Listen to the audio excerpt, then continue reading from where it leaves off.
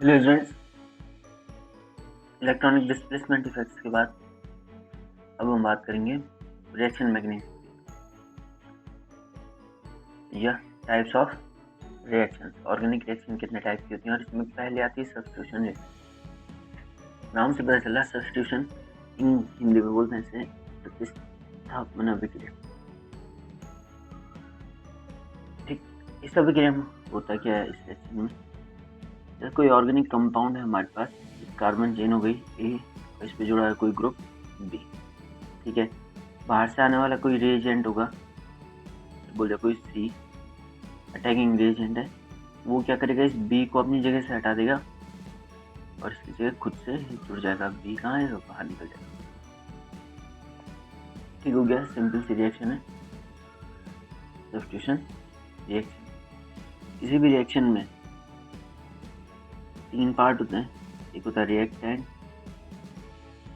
ठीक है, reactant intermediate form करता है, ठीक, और ये इंटरमीडिएट ही कन्वर्ट होता है किसमें, प्रोडक्ट।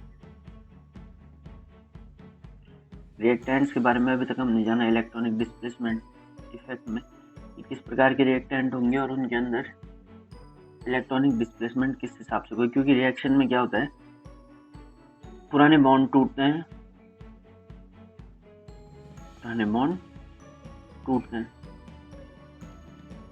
और नए बॉन्ड बनते हैं। ठीक हो गया, तो पुराने बॉन्ड टूटते हैं और नए बॉन्ड बनते हैं। रिएक्शन में यही होता है, और नए बॉन्ड बनने के बाद हमें क्या मिलता है, प्रोडक्ट बनता है। पुराने बॉन्ड किसके टूटते हैं, रिएक्टेंट के टूट रहे हैं। ठीक हो गया, तो रिएक्टेंट के बॉन्ड तोड़ने के लिए इलेक्ट्रॉनिक डिस्प्लेसमेंट इफेक्ट पढ़ा हमने। रिएक्टेंट में मैंने जैसे अभी एक चीज कही, अटैकिंग रिएजेंट।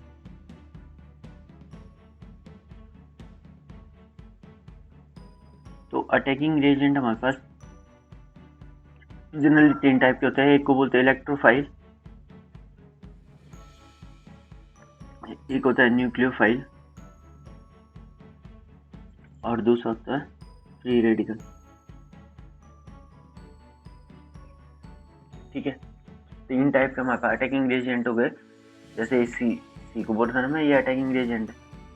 अटैकिंग रिएजेंट तीन टाइप के हो गए, इलेक्ट्रोफाइल, न्यूक्लियोफाइल और फ्री रेडिकल। इलेक्ट्रोफाइल और न्यूक्लियोफाइल ये मिलते हैं हेटेरोलिटिक फिजन।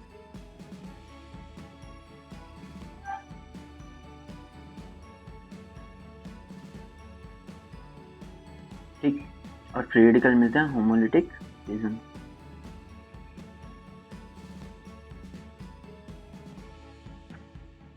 ठीक है, दो टाइप का बॉन्ड फिजन होता है, मतलब बॉन्ड दो टाइप से टूटता है, या तो होमोलिटिक होगा या हेटेरोलिटिक। इसे बोलते हैं होमोलिटिक समानसी विदलन, और इसे क्या बोलते हैं, समानसी विदलन। ठीक है, तो इन दोनों चीजों को समझ हल्का फुल्का समझ लेते हैं। शायद आगे के लेक्चर में मैंने ये ले रखा। कहीं पे अगर जो बॉन्ड, जैसे हमने बोला ए बी कोई कंपाउंड है, ए ने एक इलेक्ट्रॉन दिया, बी ने इलेक्ट्रॉन दिया, इन दोनों इलेक्ट्रॉन्स की शेयरिंग क्या कर दी, ए और बी ने कर दी। होमोलिटिक फिजन में क्या होगा कि ए अपना इलेक्ट्रॉन वापस ले लेगा और बी अपना इलेक्ट्रॉन वापस ले लेगा। तो ए ने अपना इलेक्ट्रॉन लिया तो इसने बनाया A free radical, B free radical. Free radical वो स्पीसीज होती है जिसमें कोई चार्ज नहीं होता और एक इलेक्ट्रॉन अनपेयर्ड रहता है, या एक अनपेयर्ड इलेक्ट्रॉन रहता है। दूसरा हेटेरोलिटिक फिजन में क्या होता है, जैसे ए बी कंपाउंड है, ये दोनों इलेक्ट्रॉन शेयर ए और बी दोनों कर रहे हैं। तो इसमें हेटेरोलिटिक फिजन में क्या होगा, ये दोनों इलेक्ट्रॉन्स को एक एटम अपने पास ले लेगा। जैसे ए ने दोनों इलेक्ट्रॉन अपने पास ले लिए, बी साइड हो गया, क्योंकि इलेक्ट्रॉन बी से दूर जा रहे हैं तो बी पे पॉजिटिव चार्ज और ए पे नेगेटिव चार्ज। तो ये पॉजिटिव चार्ज स्पीसीज हमारे पास क्या हो जाएगी, इलेक्ट्रोफाइल हो जाएगी, और नेगेटिव चार्ज स्पीसीज ये न्यूक्लियोफाइल हो जाएगी। ठीक है, तो ये कहानी है इलेक्ट्रोफाइल और न्यूक्लियोफाइल की। न्यूक्लियोफाइल वो स्पीसीज होती है न्यूक्लियोफाइल को आसानी से जानना है ना, यहाँ पे लिख देता हूँ। न्यूक्लियोफाइल, दो स्पेसिफिक न्यूक्लियोफाइल होती है, या तो उसमें नेगेटिव चार्ज हो, ठीक है, या वो इलेक्ट्रॉन रिच हो।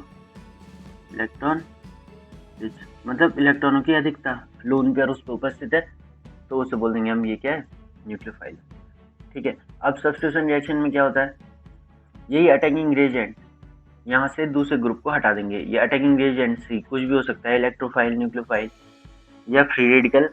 ये क्या करेगा, यहाँ से जो हमारे पास रिएक्टेंट है उससे एक ग्रुप को हटा के उसके खुद से जुड़ जाएगा, जैसे ऊपर वाले एग्जाम्पल में हो रहा है। उस वाले एग्जाम्पल में क्या हो रहा है, ये फोटोकेमिकल रिएक्शन है, ये हेलोजन है, ठीक है। हेलोजन एल्केन्स के साथ सूर्य के प्रकाश की उपस्थिति में एल्काइल हैलाइड देता है, ठीक है। सूर्य के प्रकाश की उपस्थिति में, इसलिए फोटोकेमिकल रिएक्शन है से बोल रहे हैं।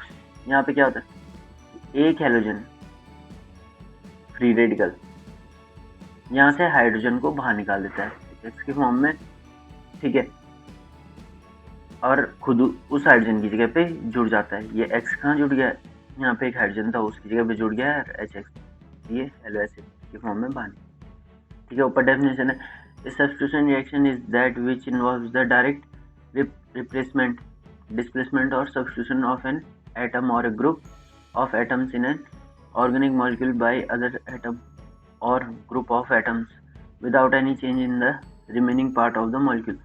मतलब बाकी पूरा पार्ट सेम रहेगा, खाली एक ग्रुप क्या हो जाएगा, एक ग्रुप को वो अटैकिंग रिएजेंट रिप्लेस कर देगा, ठीक है। सब्स्टिट्यूशन रिएक्शन जैसे मैंने कहा कि अटैकिंग रिएजेंट पे डिपेंड करती है।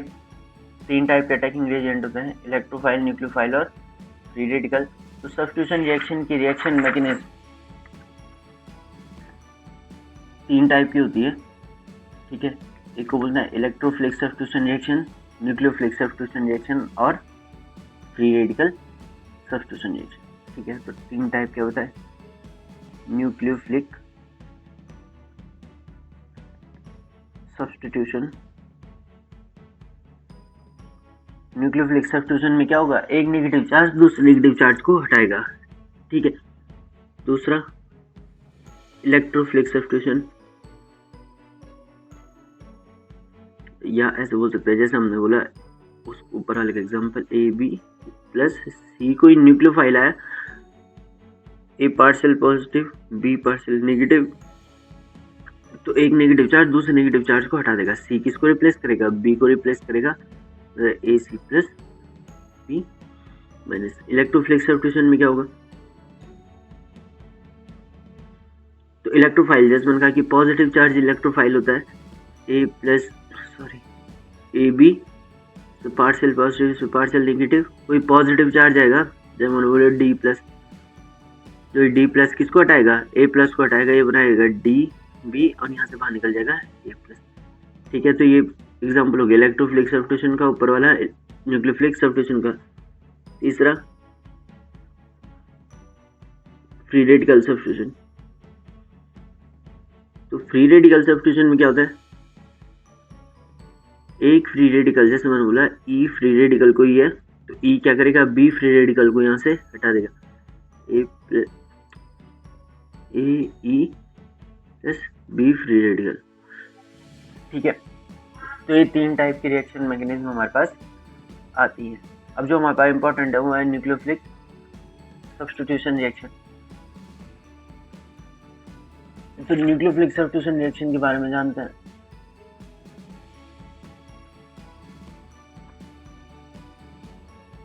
न्यूक्लियोफिलिक सब्स्टिट्यूशन रिएक्शन होती है दो टाइप की, सब्स्टिट्यूशन रिएक्शन मैकेनिज्म है ये, और ये मैकेनिज्म होती है दो टाइप की। पहला टाइप आता है SN1 रिएक्शन और दूसरा टाइप आता है SN2 reaction mechanism. SN21 mechanism, SN1 mechanism और SN2 mechanism.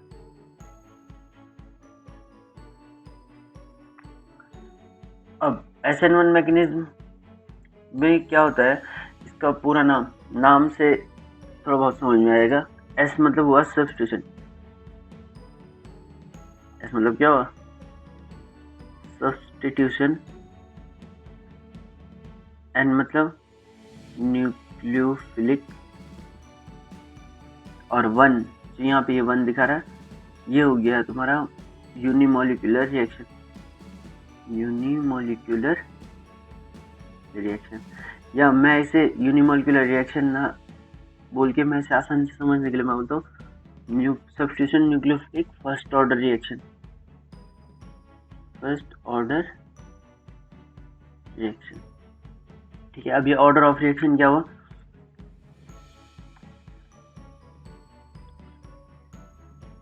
Velocity of reaction. Order of reaction velocity of reaction, ठीक है। जितने रिएक्टेंट्स की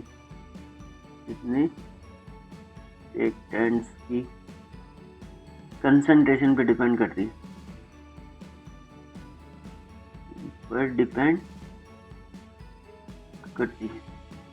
उसे ऑर्डर ऑफ रिएक्शन कहते हैं, ठीक है। उसे ऑर्डर ऑफ रिएक्शन क्या देता है। अभी इतना ही जानना काफी है। ऑर्डर ऑफ रिएक्शन किसे बोलेंगे? वेलोसिटी ऑफ रिएक्शन जितने रिएक्टेंट्स की कंसंट्रेशन पे डिपेंड करती है। अब जैसे मैंने फर्स्ट ऑर्डर रिएक्शन लिखा है, तो हम बोल सकते हैं कि जो वेलोसिटी ऑफ रिएक्शन है वो कितने रिएक्टेंट्स की कंसंट्रेशन पे डिपेंड कर रही है। एक रिएक्टेंट की कंसंट्रेशन पे वो डिपेंड करे, ठीक हो गया। न्यूक्लियोफिलिक सब्स्टिट्यूशन का एक एग्जाम्पल ही होता कैसे है, CH3 ये एक टर्सरी एल्काइल हैलाइड हमारे पास है। एल्काइल हैलाइड,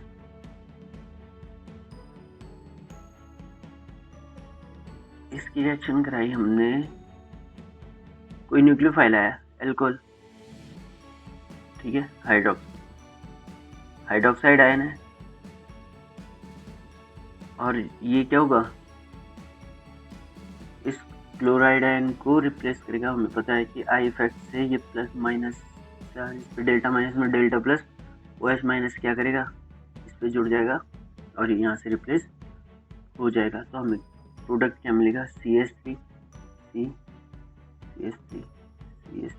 और OH प्लस Cl माइनस बाहर निकल गया। बहुत सिंपल सी रिएक्शन, ठीक है। इसकी मैकेनिज्म देखें। और first order nucleophilic substitution first order reaction में या SN1 रिएक्शन में होता क्या?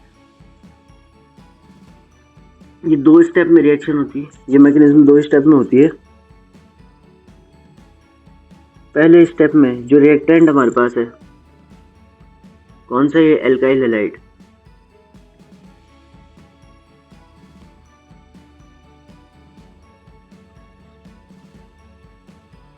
इसमें क्या होता है?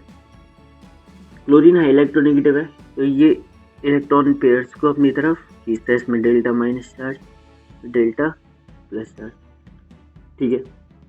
तो ऐसे में यहाँ पे ये बॉन्ड ब्रेक होने वाला है। जब ये बॉन्ड ब्रेक होगा तो हमें मिलेगा CH3 plus charge plus Cl minus. अब रिएक्टेंट्स के बारे में हमने पढ़ा था इलेक्ट्रॉनिक डिस्प्लेसमेंट इफेक्ट्स में। ये बना हमारे पास टर्सरी कार्बोकैटायन। टर्सरी कार्बोकैटायन जो कि होता है स्टेबल। आई इफेक्ट में पढ़ा था और हाइपर कंजुगेशन में पढ़ा था। ये कार्बोकैटायन क्या होता है? स्टेबल होता है। क्योंकि टर्सरी कार्बोकैटायन स्टेबल होता है तो इस रिएक्शन को बैकवर्ड डायरेक्शन, देखो होता गया। जैसे ये बॉन्ड ब्रेक हुआ ना, एक पॉजिटिव चार्ज एक नेगेटिव चार्ज बना, ठीक है। अब क्या होगा कि थोड़ी देर बाद ये दोनों आपस में, क्योंकि चार्जेस हैं, दोनों आपस में जुड़ के और फिर से कंपाउंड बना देंगे। टर्सरी कार्बोकैटायन क्योंकि स्टेबल है तो ये रिएक्शन बैकवर्ड डायरेक्शन में तुरंत नहीं होगी। ये स्टेप होता है स्लो स्टेप,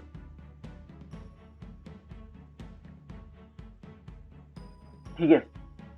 ये स्टेप है स्लो स्टेप। अब आता है स्टेप 2। स्टेप 2 में क्या होगा? देखो यहाँ पे हमें पॉजिटिव चार्ज मिल गया है टर्सरी कार्बोकेटाइन में ना हमें पॉजिटिव चार्ज मिल गया ना, इस पॉजिटिव चार्ज में ये आने वाला न्यूक्लियोफाइल जुड़ जाएगा, CH3 CH3 और OH। तो ये मिला हमें टर्सरी एल्कोहल। ये मैकेनिज्म है क्या? ये मैकेनिज्म है हमारी SN1 मैकेनिज्म। मैं यहाँ काट दूँ। अब देखो आगे क्या होता है। जैसे ये हमने पूरी मैकेनिज्म लिखी इसकी, इसमें क्या क्या दिख रहा है और क्या क्या इसकी प्रॉपर्टीज है। पहला जो इसमें स्टेप 1 है ये स्लो स्टेप है, स्टेप 2 फास्ट स्टेप है। ठीक है, आयनिक स्टेप है इसलिए फास्ट है। अब जो स्लो स्टेप होता है ना, स्लो स्टेप होता है rate determining step. Rate determining step मतलब स्टेप 1 से ही हम क्या करते हैं, किसी भी रिएक्शन की रेट ऑफ रिएक्शन, और रेट ऑफ रिएक्शन मतलब वेलोसिटी ऑफ रिएक्शन निकालते हैं। ठीक, तो इस पूरी मैकेनिज्म में हम क्या कर सकते हैं कि जो इस रिएक्शन की हमें वेलोसिटी निकालनी है तो हम स्टेप फर्स्ट को कंसीडर करेंगे। ठीक है, और यहाँ पे एक ही मॉलिक्यूल है, सिंगल मॉलिक्यूल है ना स्टेप 1 में। ठीक, तो हम ऐसे बोल सकते हैं कि जो रेट ऑफ रिएक्शन है इस मॉलिक्यूल इस रिएक्शन की, वो डिपेंड कर रही है किस पे, रिएक्टेंट पे। और कितने रिएक्टेंट पे? एक रिएक्टेंट, एक ही रिएक्टेंट तो है ना यहाँ पे। तो रेट ऑफ रिएक्शन कितने रिएक्टेंट पे डिपेंड कर रही है? मात्र एक रिएक्टेंट पे डिपेंड कर रही है। इसलिए हम इसे बोल रहे हैं कि ये कैसी रिएक्शन है? First order reaction. ठीक हो गया। Order of reaction chemical kinetics में हम देखेंगे, तो अभी इतना ही जानना काफी। दूसरा,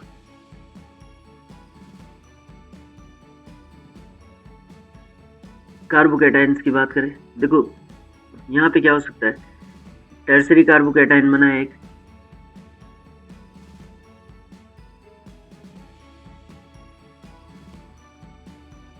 ऐसी केस सेकेंडरी के लिए भी आ सकता है, सेकेंडरी कार्बोकेटाइन के लिए भी आ सकता है ना। ऐसी किसके लिए आ सकता है? प्राइमरी कार्बोकेटाइन के लिए भी आ सकता है। सबसे ज़्यादा स्टेबल होता है इसमें टर्सरी कार्बोकेटाइन। जैसे मैंने अभी कहा ना कि अगर जो कार्बोकेटाइन स्टेबल है मिल जाएगा। ठीक है, फिर से मैं बोलूँ कि ये कार्बोकेटाइन टर्सरी भी बन सकता है तो प्राइमरी, सेकेंडरी भी बन सकता है तो प्राइमरी भी बन सकता है। पर टर्सरी कार्बोकेटाइन क्योंकि स्टेबल होता है और क्योंकि ये स्टेबल है तो ये रिएक्शन बैकवर्ड डायरेक्शन में तुरंत नहीं होगी। मतलब ये दोनों आयन आपस में तुरंत नहीं जुड़ेंगे। ठीक है, और सबसे ज़्यादा स्टेबल होता है टर्सरी कार्बोकेटाइन, फिर होता है सेकेंडरी, फिर प्राइमरी। तो जो ये SN1 मैकेनिज्म है वो टर्सरी कार्बोकेटाइन सबसे जल्दी देगा, फिर सेकेंडरी, फिर प्राइमरी। तो एल्काइल हैलाइड के केस में, एल्काइल हैलाइड्स की अगर मैं बात करूं तो टर्सरी एल्काइल हैलाइड सबसे जल्दी SN1 मैकेनिज्म से रिएक्शन देंगे, फिर सेकेंडरी वाले, फिर प्राइमरी वाले में। तीसरा, इसमें क्या होता है ना, यूनिमोलिकुलर रिएक्शन मैंने शुरू में लिखा था, सब्स्टिट्यूशन, न्यूक्लियोफिलिंग, यूनिमोलिकुलर रिएक्शन। तो यूनिमोलिकुलर रिएक्शन मतलब जहाँ पे रेट ऑफ रिएक्शन एक मॉलिक्यूल पे डिपेंड करेगी, उसे बोल देंगे हम यूनिमोलिकुलर रिएक्शन। यहाँ पे भी रेट ऑफ रिएक्शन एक ही रिएक्टेंट की कंसंट्रेशन पे डिपेंड कर रही है, इसलिए ये क्या है? यूनिमोलिकुलर रिएक्शन है। और चौथी बात इसमें होता है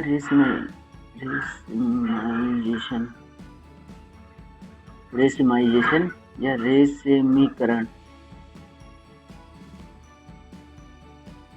ठीक है, अभी आप मात्र इतना ध्यान रखना कि रेसिमाइजेशन होता है।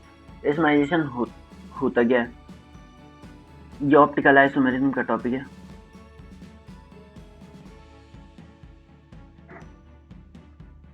तो इसको आप थोड़ा उसमें कवर कर देना। तो बस ये ध्यान रखना कि जो इसमें प्रोडक्ट मिलेगा वो क्या करेगा, हाइब्रिडाइजेशन करने वाला है। ठीक है। अटैकिंग रिएजेंट अटैक कहाँ से करता है, फ्रंट साइड से।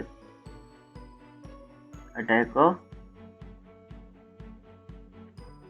Nucleophile from front side. ठीक है, क्योंकि कार्बोकैटायन में पॉजिटिव चार्ज सामने से मिल रहा है तो ये क्या करेगा, आगे से अटैक करने, मतलब कॉन्फ़िगरेशन में कोई चेंज नहीं होगा। अगर जो Cl क्लोरीन प्लेन के ऊपर है तो OH भी कहाँ आएगा, प्लेन के ऊपर ही आएगा। मतलब 3D में क्लोरीन जहाँ पे है OH भी कहाँ पे आएगा, वहीं पे आने वाला है। तो ये कहानी है किसकी, SN1 मैकेनिज्म की।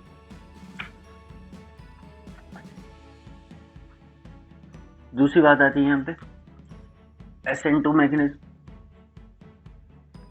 रिएक्शन सेम होती है, न्यूक्लियोफिलिक सब्स्टिट्यूशन ही होगा, बस मैकेनिज्म क्या हो जाएगी, चेंज। तो SN2 के बारे में बोल सकते हैं हम सब्स्टिट्यूशन न्यूक्लियोफिलिक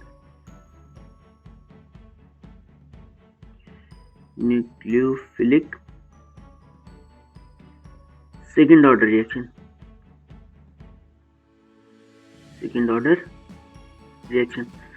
अब देखो सेकेंड ऑर्डर रिएक्शन बोल रहा हूँ तो क्या हो जाएगा, वेलोसिटी ऑफ रिएक्शन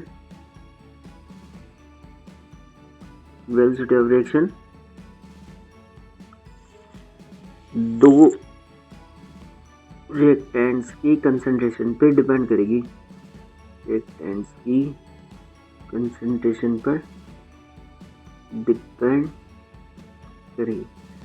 ठीक है। अब मैंने सेकेंड ऑर्डर रिएक्शन बोला, इसका पूरा नाम क्या होता है, न्यूक्लियोफिलिक सब्स्टिट्यूशन बाइमोलिकुलर रिएक्शन।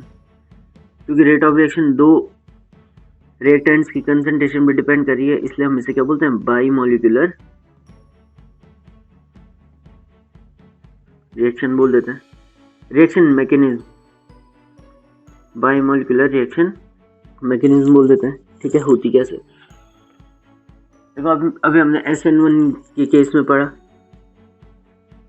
कि जो टर्सरी कार्बोकैटायन, जहाँ पे टर्सरी कार्बोकैटायन बनेगा या टर्सरी एल्काइल हैलाइड है, जनरली ये सब्स्टिट्यूशन रिएक्शन जल्दी देते हैं। कौन सी वाली, SN1 वाली। ठीक है, फिर सेकेंडरी, फिर प्राइमरी, क्योंकि यहाँ पे टर्सरी कार्बोकैटायन बनेगा, यहाँ पे सेकेंडरी बनेगा, यहाँ पे प्राइमरी। अब मैं प्राइमरी कार्बोकैटायन की बात करता हूँ। प्राइमरी कार्बोकैटायन में क्या होता है, CH3 CH2 Cl, ये एल्काइल हैलाइड है हमारे पास, एक प्राइमरी एल्काइल हैलाइड। ठीक है, क्लोरोएथिन। इसमें जोड़ना हमें OH माइनस, क्या होगा, ये OH इस Cl को हटा देगा। बहुत सिंपल सी रिएक्शन।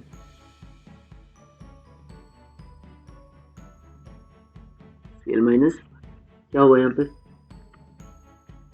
जैसे पहले वाली मैकेनिज्म हो ही रहा था, OH इधर जाएगा, क्लोरीन बाहर निकल जाएगा। ठीक है, बस ध्यान के रखना, इसमें माइनस और प्लस बना देना। अब अगर जैसे मैं SN1 की तरीके से देखूं और इसकी मैकेनिज्म SN1 की तरीके से लिखूं तो क्या करना पड़ेगा मुझे, कि मैंने कहा CH3 flow step CH3 CH2 plus CH3 CH2 Cl, ये क्या बनाएगा, CH3 CH2 plus Cl minus. अब क्योंकि ये तो अनस्टेबल है ना, या इनके अनस्टेबल है, तो क्लोरीन से तुरंत जुड़ के कहाँ हो जाएगा, ये मॉलिक्यूल हमें फिर से मिल जाएगा और ये रिएक्शन कंप्लीट नहीं होगी। तो इसी चीज़ को समझने के लिए SN2 मैकेनिज्म की सहायता लेते हैं। SN2 में होता क्या, समझ, CH3CH2Cl। तो इस वाली मैकेनिज्म क्या होगा, ये सिंगल स्टेप रिएक्शन है, एक ही स्टेप में होती है। हमें पता है क्लोरीन है इलेक्ट्रोनेगेटिव, तो इसमें नेगेटिव चार्ज और यहाँ पे क्या जाएगा, पार्शियल पॉजिटिव चार्ज आ जाएगा। ठीक है, आने वाला ग्रुप देखो, आने वाला ग्रुप है OH माइनस, क्या होगा, मैंने कहा क्योंकि यहाँ जो कार्बोकैटायन बनेगा वो स्टेबल नहीं होगा तो बैकवर्ड डायरेक्शन में रिएक्शन हो जाएगी।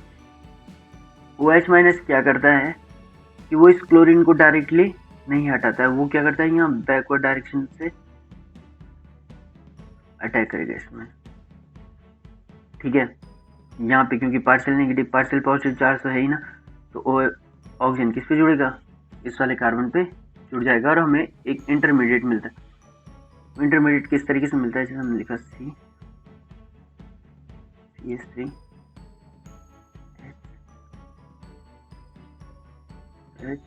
और यहाँ से Cl माइनस पॉजिटिव चार्ज और इस पीछे के रास्ते क्या आएगा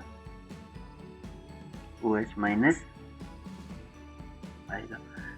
यहाँ पे क्या हो रहा है Cl माइनस बाहर निकल रहा है और OH इस पे जुड़ता जा रहा है, इसे बोलते हैं ट्रांजिशन स्टेट। ट्रांजिशन स्टेट, ठीक है, या इंटरमीडिएट बोल सकते हैं, ट्रांजिशन स्टेट या इंटरमीडिएट यहाँ पे फॉर्म होता है। ठीक है, इसमें क्या हो जाएगा, ये Cl माइनस बाहर निकल जाएगा लास्ट स्टेप में और ये जाएगा CH3 CHOH।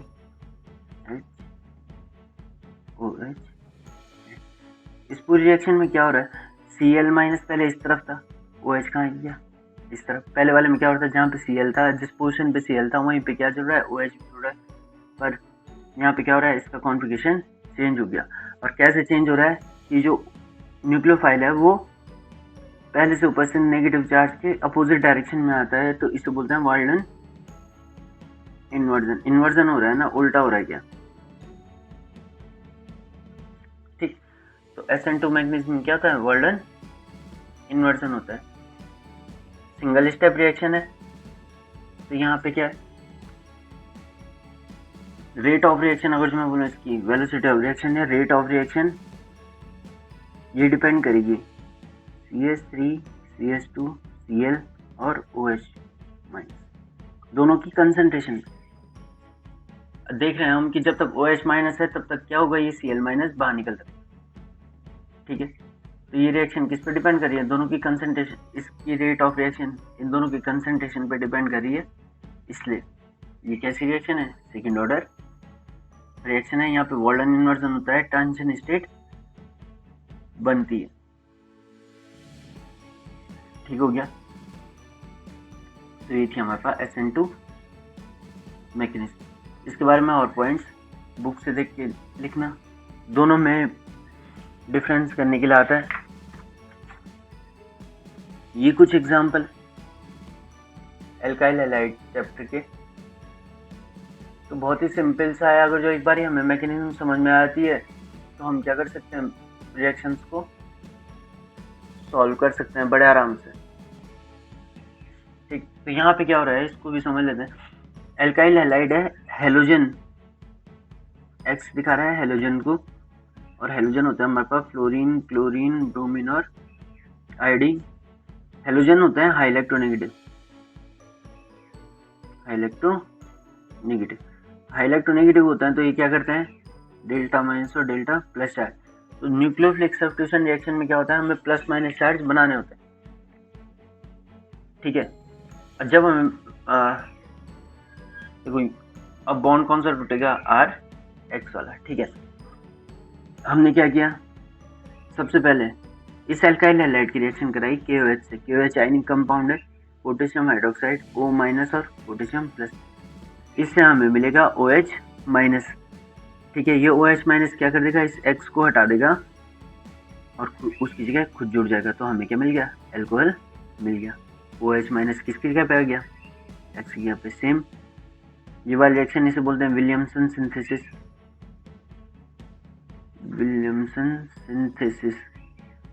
विलियमसन संश्लेषण।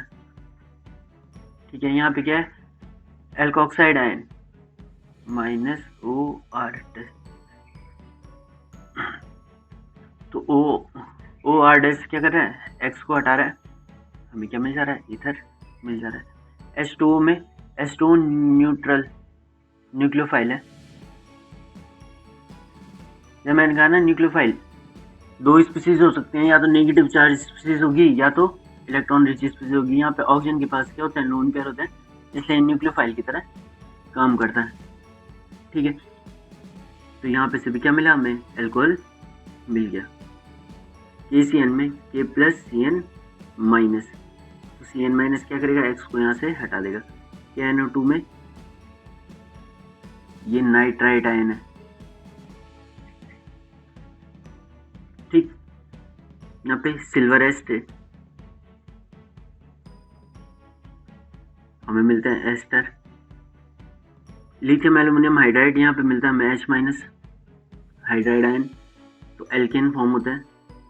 फिर से अमोनिया, अमोनिया से रिएक्शन कराएंगे तो इमीन मिलेगा। अमोनिया कैसा है, न्यूट्रल लिगेंड है, और इसके पास भी क्या रहता है, एक लोन पेयर प्रेजेंट रहता है।